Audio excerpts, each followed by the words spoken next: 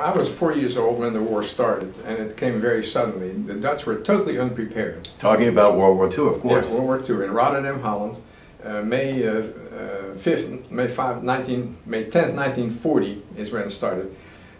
Suddenly we heard noises. We looked out the window, and there were some of our neighbors in their pajamas, gesturing and talking. Well, that was most unusual. And my father got on the radio and turned the radio on, and found out the Nazis had invaded Holland overnight.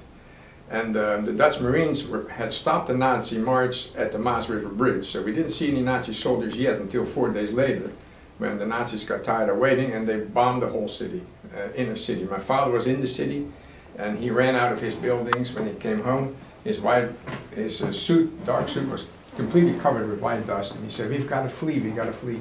So we ran out to the suburbs. And how old are you? I don't want to date you here, but how old are you when this is happening? I was 4 years old. 4 years old. And I don't remember anything from before the war, but I remember that first day, and from then forward. So 5 years started of just miserable circumstances. The food shortages came, the stores closed, electricity went out after a while, and the gas, and we had rationing of food, and the food got lesser and lesser quality.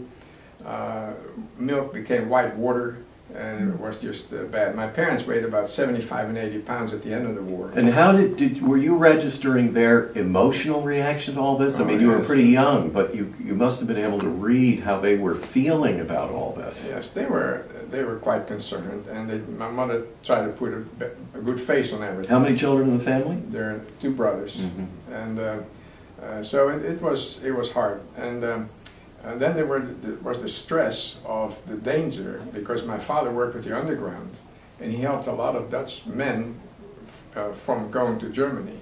And I describe it all in the book how that happened. But because they were dragooned into the military?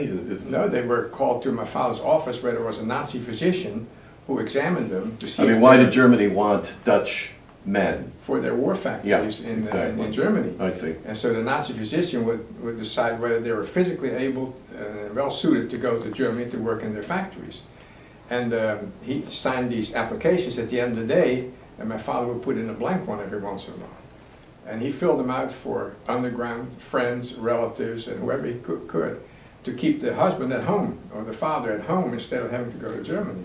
Wow, what a very dangerous. He was a real hero. Oh, and towards the end of the war, he and his brother also hid some 25 people under the pulpit of our church.